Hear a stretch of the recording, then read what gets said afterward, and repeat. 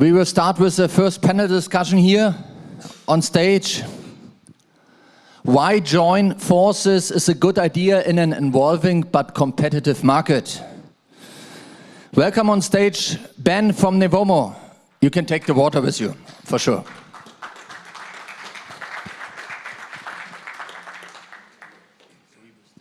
So we stand, right? We stand, it's a stand-up meeting, only 2 hours. Yeah. Welcome on stage, Mr. Hans Van-der-Weijde, Director Programs Tata Steel R&D Netherlands. Welcome. Julia Oomens-Meer, Business Development Lead, Hardt Hyperloop. Please come again on stage.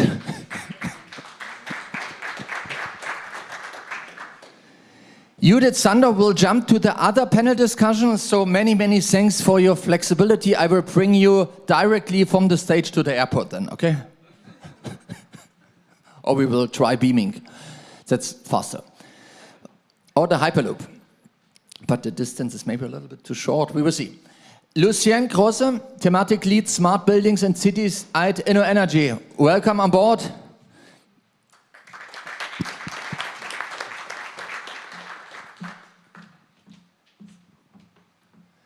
And Markus Ebert, my colleague, Global Business Development Director, Deutsche Bahn, Energy and Consulting. Welcome on stage.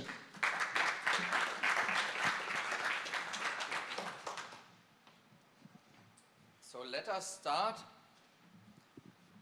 It's a short panel discussion, only between 30 and 45 minutes. So we will have a discussion round here for the first minutes, and then we are open for discussions. So you can write down your questions, and then we will open the panel for the audience.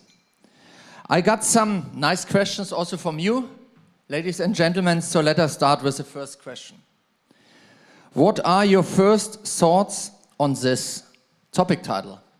Why joining forces is a good idea in an evolving but competitive market? Who wants to answer these questions? Good morning, everyone. Great to be here. It's almost like a family meeting. So on this one, I think there are a number of different perspectives. To start with, maybe as a Hyperloop technology is technology, Hyperloop projects are projects. So looking at it from a project perspective, I think joining forces is important, that you know what technology to employ, what technology is capable of what, to then ultimately deliver the capacity you need to demonstrate a profitable project. This is what it is essentially about. And then coming from the other side, from the supply industry, I think we currently see that suppliers, the big corporations, the Siemenses of this world, they desperately try to adapt the portfolio that they have to whatever Hyperloop might be. So to really see joining forces setting a standard that the industry can answer to, and thus also unlock market potential for them, which by itself would then create a pull factor for other stakeholders to jump on board and really push the industry. This is, I think, why joining forces is important, and that's what comes to mind when I look at the title. Thank you for the short answer. Exactly on the point. The microphone, you can use it. Yeah, I would even keep it shorter in 2 points. I think it is not only good, it is necessary to join forces for 2 reasons. One, you need this technology convergence that was already mentioned for at least some of the aspects. The key aspect, we should converge, and maybe a design of a station can be variable, but the key technology should converge, and there you need each other. And the other part is that if you really want to achieve the map that Julia just showed, it is so huge on the infrastructure that also from the infrastructure partners, there's no single party that's big enough to be able to do that. It can't be Deutsche Bahn or any of the big builders. We need all of them together. Well, thanks. Just to add on a small part, quickly. If you really want to achieve this within a very limited time frame, as you mentioned, the timing is now, so we really need to move forward. We need everyone, and it needs to be done in parallel. You need all the competencies, not only technology, not only standardization, but you need to have the finance in place from early stage, really up to project development, the operators, everyone in parallel working together. maybe also one small one for me. We just talked about we need the governments. We need the governments on board because in the end, they're owning the land. They're the ones taking decisions. And I think if you want to convince governments, which are normally quite risk averse, if we all work together, if we all join forces, I think we will build up trust. And this trust we need to convince governments, because without that, I don't think there's a chance. So let me just close. I think whatever was said is absolutely relevant. And to follow up on what you said, there is no other way to go. The Hyperloop technology system is a very complex one. It requires support of many stakeholders, facilitation of many stakeholders, and as Lucienne said, sorry, still learning the proper pronunciation, we really need to do it in a limited amount of time. 10 years have already passed, and we now need to accelerate. Next year will be critical, thanks to activities of DG Move. We expect to have the regulatory framework, hopefully in place. And it's really a moment where we have to come united, we have to come together. We also have to enlarge a lot, and this is what the IT is doing very efficiently, the whole ecosystem, because it's not only about Hyperloop promoters, but many other companies, like you said, Siemens of the world. And that's why I'm so happy that the association is there, that it's starting to operate very dynamically now. Special thanks that I want to pass from Nevomo's side to Michał Litwin, who was really fundamental. He's not in the room, unfortunately. He has something else now, but he was very critical. And of course, to all the 7 Hyperloop companies that decided after months of discussions to do it, and now it's really becoming something, and we hope that this number will be very soon enlarged with other partners and associated members. Thank you. A lot of Hyperloop spin-offs from universities are growing up right now. Do you are also open for them, that they can join our Hyperloop association, Ben? You are the founder of the association? No, like there are 7 founding members, all the 7 Hyperloop companies.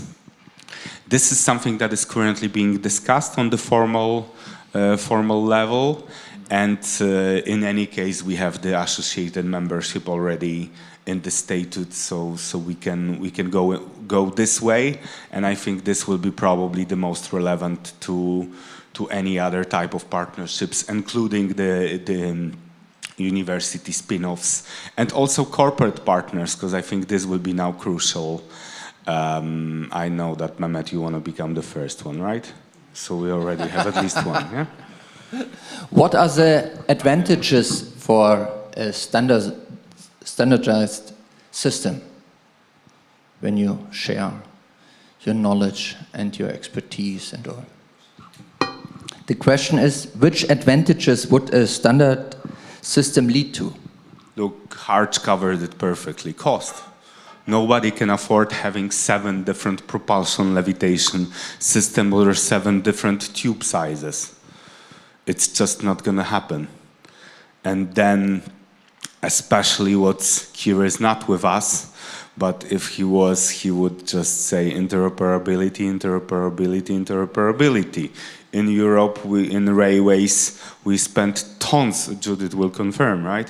We spent tons of money and time trying to figure out how to overcome and connect it. So if we build the system from scratch, we must assure that it's going to be interoperable. So time of implementation, construction cost, maintenance cost. Yes, I wanted to start with interoperability as well.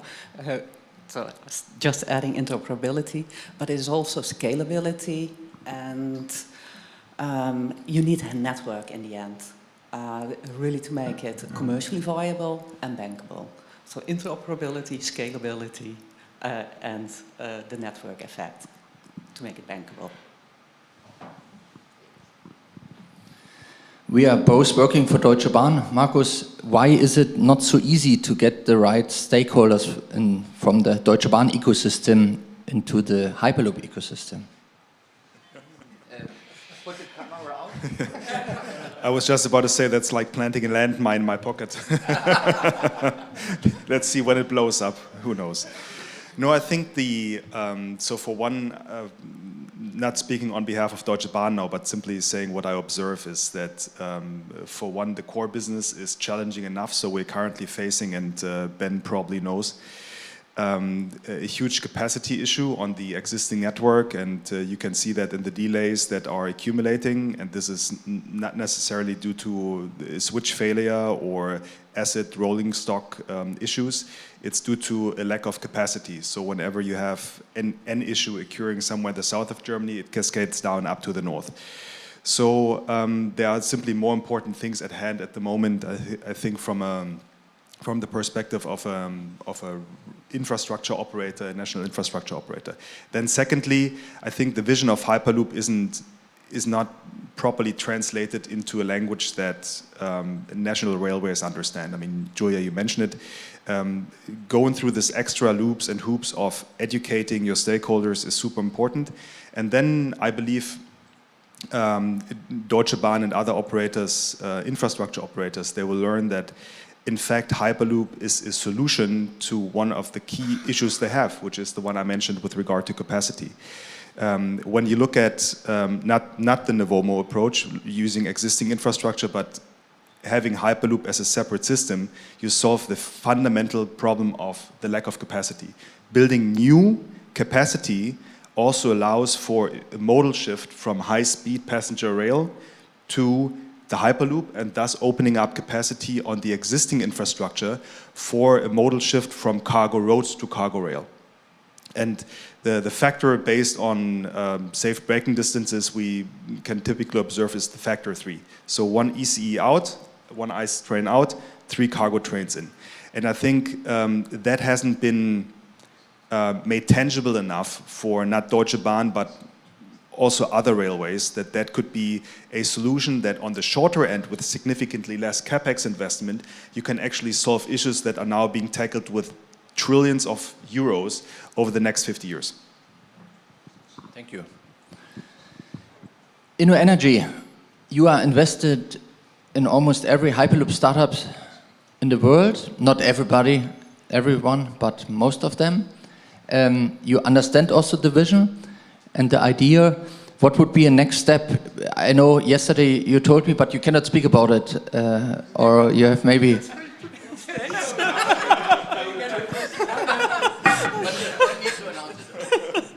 No announcements from my side.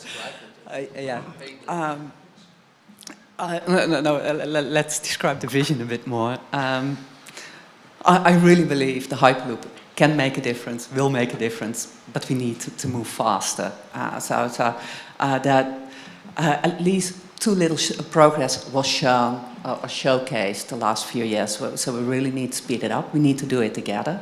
We need to be more aligned because lots and lots need to happen, not only on technology development, on the components, on the system.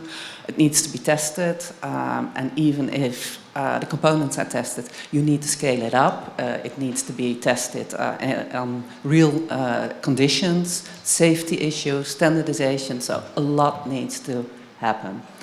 And the best way to make that happen, because the competences are available, most people love the vision. They see the impact, they see even the financial benefits of it. Public will love it the moment to see it's safe, but we need to organize it. So the next step will be proof of concept as fast as possible, before 2030. Latin is an option because there's already infrastructure and there's acceptance of the infrastructure over there, and that's a really good step forward, so that could speed it up. But we also are looking to alternative options to have this proof of concept as quickly as possible. And of course you need to have the project development already starting today. So the moment the technology is finished, the moment proof of concept is finished, then you can actually start implementing it. Is that answering your question? Good. Thank you. Tata Steel invested in Hardt Hyperloop. is your idea also to invest in other Hyperloop startups? Not immediately, but it's not a definite no. What we see happening is that if you want to build this infrastructure, you will need partners there. And in this case, also with Hardt Hyperloop, we did an initial investment, but we still do collaborate with the further development in delivering steel and learning ourselves from it. We also learn, by the way, as a big corporate, from working with a startup type of dynamics, which is quite different, to be honest, especially for the steel industry, which is very conservative and slow normally. So yes, we look at others, but then more as a material supplier, collaborator form to go further with that. Okay. And what we can see in the European Hyperloop Center in Groningen, is it a test track 200 meters and it will be going into commercialization, into a real route finally, or is it? That's more maybe a question for Julia, but what my perception is, it's a test setup to really prove the switching behavior for us and for, I think, others. It's also to prove parts of the technology, which I will show later in the keynote I give. So to prove technology. Yeah, maybe I can give an answer to this. So the European Hyperloop Center, where we actually have the kickoff of really the construction just next week, Tuesday, which is really a big moment for us because, well, we had it coming for years, but Corona didn't really help. So it's a test center of 420 meters, not only 200, but 420 meters, where we will test all the subsystems together in one setup. It's really a test facility, so it will not be part of a real route later on. This is really to get to at least TRL level 6 for all the subsystems. This is only phase 1. Actually, we are looking into a phase 2 where we will build out the facility to a 3-kilometer test track where we can test all the subsystems, but also on the high speed, because you can imagine 420 meters, we won't be able to go to 700 kilometers an hour. That would be rather a challenge. What we will test there is as well the switch. So we really have not only the 1 tube, but having a switch to 2 tubes. With the real system, with the real vehicle. And if everything goes well, the test facility should be ready and finished at the end of the year so that we can start testing all the technology next year and hope to be finished with testing half next year. I hope I don't say anything crazy, but that should be realistic. So, and like you just said, if we have that technology tested, the next step is really a pilot, meaning really passenger walk in, walk off scenario. And we are already in, further discussions with the city of Rotterdam to really build a pilot in the city of Rotterdam with people in the future. Not yet 100% sure, but we are getting there. And they are learning and evolving with us, which is really great to see for a city. So everybody is invited to join next week, or is it closed shop? This one is a closed shop. There are some people invited in the room. I know that for sure. Mehmet, it is also? more an yes, yeah. It's more an Hyper Friends. It's right now. I mean, this is just placing of the first 2 tubes. I'm quite sure that next year, when we have the real opening, that everybody will be invited. And I think there's also already discussions going on with maybe putting the Hyperloop conference and the opening of the European Hyperloop Center together, making it bigger. Maybe have it in Rotterdam and in Groningen or whatever. We'll discuss that afterwards. But this event is really for HTP partners, investors, and more the local governments and regions.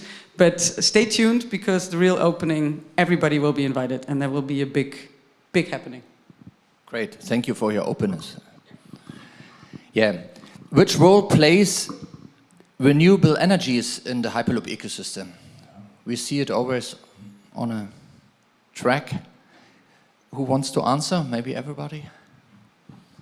Maybe from an unexpected angle, because I think the operation is relatively easy. Once you have green electricity, you can drive your vacuum pumps, you can drive your systems. But I think in the material supply, for every system you need, there is an incredible amount of energy needed to actually erect the structures. And I think that's where we also have a focus. And together with steel, concrete, whatever, we should also, in that sense, ensure that going forward we will be able to supply green materials. And that's I think, a big challenge still to go. Thank you for taking that part, because there's always a difficult part to answer, the embedded energy. So good that Tata and also POSCO are already looking into it. The renewables part, of course you need to have some energy to drive everything, to cover all the losses. And the beauty of the Hyperloop is, of course, that there's already a surface. Well, you already showcased it in the Netherlands, and in the Netherlands it's densely populated, it's crowded. So every inch you should use as effectively as possible, and if possible, multiple times. And the beauty of the Hyperloop system is you already have the surface, it's already integrated, so it's easily to be covered with PV panels. And then it covers two functions. First of all, decentral generation, and it needs to be stored in batteries depending on the geographic area where you are. But it's also providing shadow, and that makes it easier for the metal tubes, the very long metal tubes to cover, to deal with the temperature differences. But that's a very high level answer.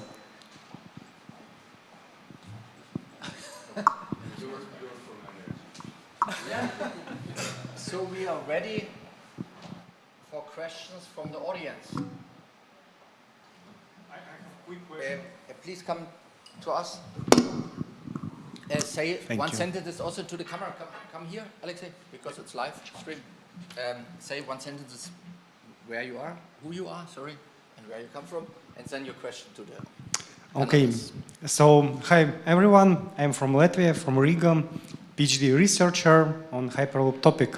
And very, very happy to see all of you Hyper friends.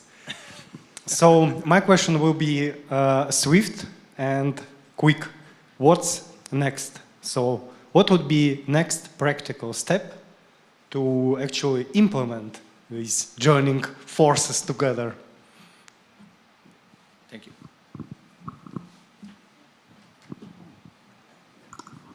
I think we answered it a little bit before, but I think proving the technology is key. So getting to the next levels that we really need to implement it, that's key, because if the technology is not there, well, then you don't have anything. So getting that level of that TRL L level up, then build a pilot before 2030 to really show and certify the whole system. The TUM Munich has already certified the passengers in the vehicle, which is great for the whole industry, because it shows that it can be done.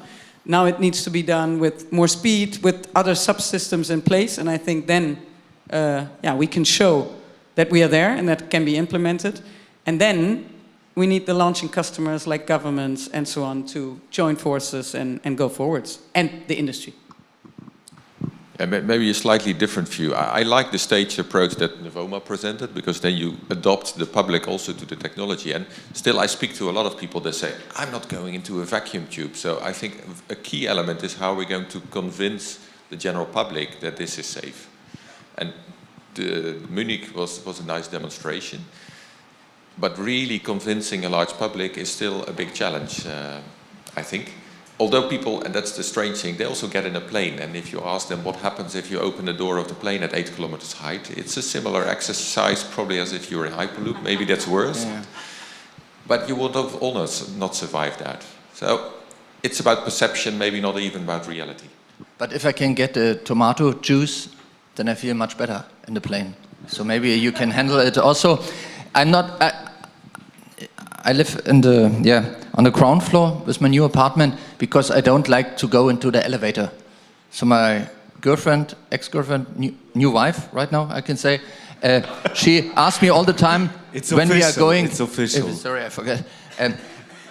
Why you are taking the stairs until to go into the rooftop apartment? And the question for me is, I feel not so happy to go into an elevator. So it would be great if you can find some digital fun games or something else. Distraction. And I've always thought that you were the bravest man I've known. Really? You are afraid of elevators? No, it was not a joke. Really? Yeah. Okay. Sorry. Zeta Mary, it's right, but the other step, it's a joke. Yeah. Okay. Let's go back to the topic. Look, just following up on what you have said, I think the two processes have to go in parallel. What Nevomo is proposing, first of all, is an immediate solution to a big problem that we have. Secondly, it's something that facilitates introduction of Hyperloop by making people familiar with subsystems without having to take all the risk at once. And I think both processes have to go in parallel, because the target is not really, one mode competing, like railways competing with Hyperloop or the other way around. Guided transportation systems should converge and join forces. Emissions for transportation is 25%. Road is 80% of modal share, right? Rail in Europe 8, Stefan, right? Something like this. This is really what, we don't have any automotive companies here, right? We don't. This is really the challenge to deal with. If we want to cut emissions in reasonable time frames, guided transportation has to become stronger. And the only way to go is to railways to embrace Hyperloop, but also Hyperloop not to position itself as an alternative. It should be a common approach, and I think, Markus, you can pick up from... No, absolutely. But first to your problem, maybe you should have the Bloody Mary before you get into the elevator. that could help me. But to the next steps, I think we talk a lot about the technology, the TRL, getting it to 6 and then to 9 and then rolling it out as a minimum viable, also commercially operated system. That's all good and important. But as you guys mentioned, I think having also the project implementation approach happening at the same time. And by that also an invite to masterclass number 4, that's following after, because this is exactly where I'm picking up. But just as a quick summary on that, I think from a project implementation perspective, we don't have to reinvent the wheel. So we have tons of privately financed public infrastructure projects worldwide. Is it water, energy, roads, rail? So they are all out there. It depends on the regulatory framework that you see. Europe might be a bit of a difficult one, but especially North America, South America, and the Middle East, that's definitely possible. And what we need to do is we need to look at where do the promoters fit in a public-private partnership structure or a design, build, finance, operate, maintain structure to allow for private project financing. So there's basically either private money financing or public money, or there might be a bit of a tariff mix in between with a bit of a risk share here and there. But again, it's not reinventing the wheel. So there is a lot of knowledge out there that we can reapply to Hyperloop projects to make them appealing to private investors, and then have an even more appealing value offering to the public stakeholders to implement projects without taxpayers' money. Just to add a brief call for action even, because we mentioned we need to do it together, and all of us like to point at the other stakeholders, what they need to do to get it moving.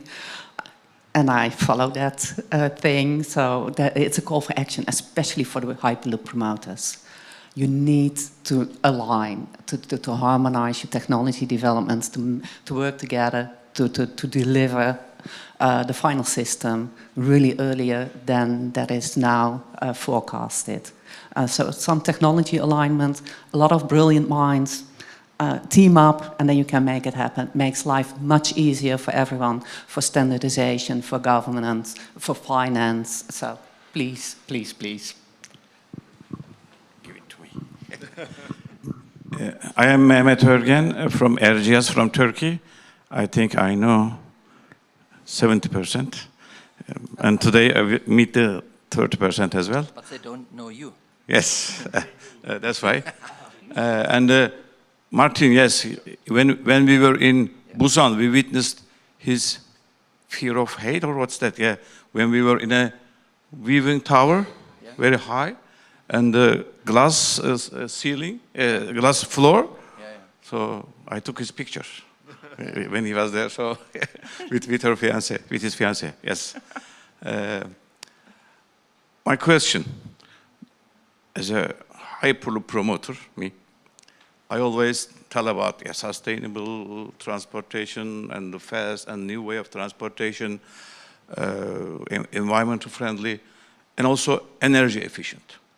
Okay, so when we talk about renewable energy and the energy requirements for this system, is it really energy efficient when you think about this to sustain the vacuum? We need, I don't know how much. So I'm not in that point yet. So do you think this renewable energy will be enough to cover these energy needs? Also, will it be really energy efficient?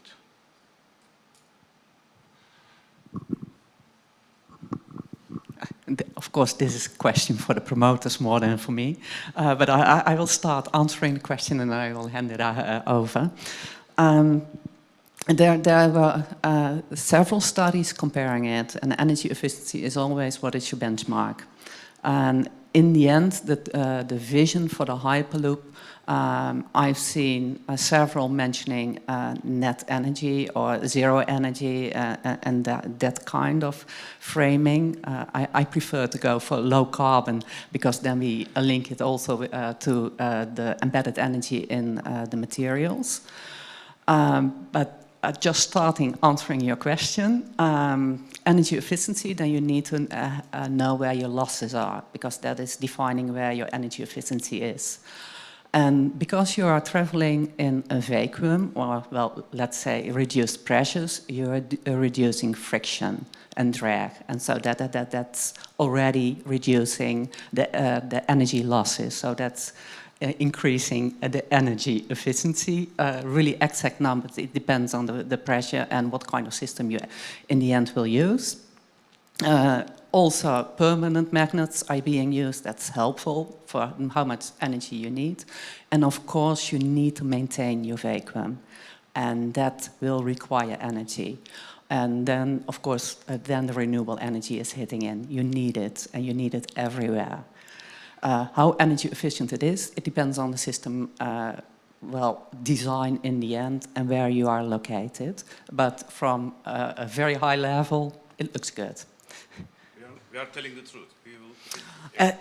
As far as my information goes, and from a physics point of view, yes.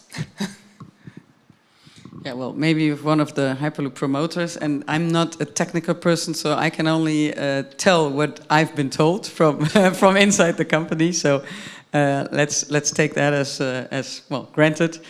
The thing is, I agree. First of all, you're reducing the fraction, that already helps a lot. So comparing Hyperloop to conventional modes of transport, because you don't have that air working against you, that is reducing about 90% in comparison to aviation and cars. Well, cars are getting more energy efficient now, so maybe that is getting lower. And trains as well.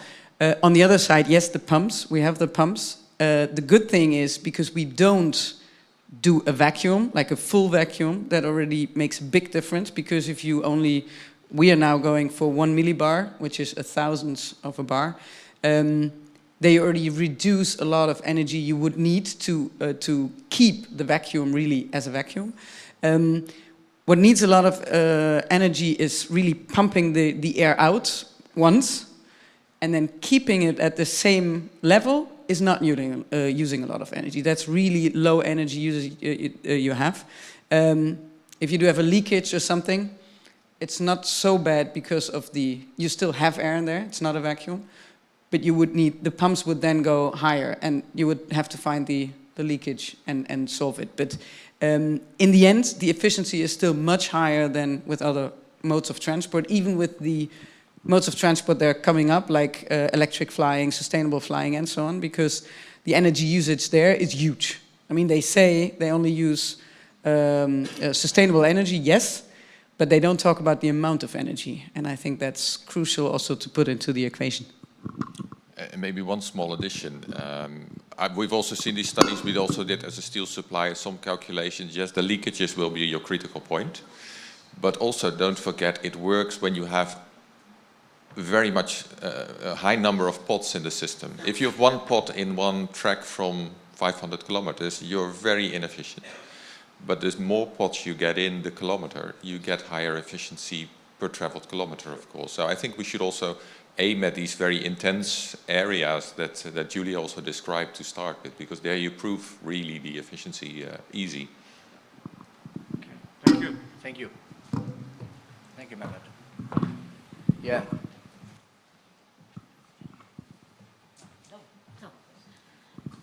Thank you. I'm Sabine from DTCon. So I'm fairly new to the group of the Hyperloop conference here, but I feel some really good vibes in this room, Martin, I must say. I've attended the Railway Forum about 2 weeks ago, and there were also great speeches. But what happened there is the end that a lot of people, when they discussed it, they talked about walking the talk. And I think, Lucienne, you and Julia, you mentioned a little bit about that, how to actually get it there. I think there's a lot of mindset shift that needs to happen. I think you, Markus, also mentioned that it's not always easy, in Germany in particular, right? For me, the big question is, I think technologically, whatever has to happen there, that's all working, I don't think that's the issue. There's a lot of bright minds here, a lot of bright minds with the companies. I think that can be done. You mentioned the energy. You mentioned the challenges you have. Political, countries, everyone looking at their own little game. So the question for me is, the big thing is really that mindset shift, what you want to achieve. How do you think that you can actually create it with all these different partners there, with everyone basically having their own minds?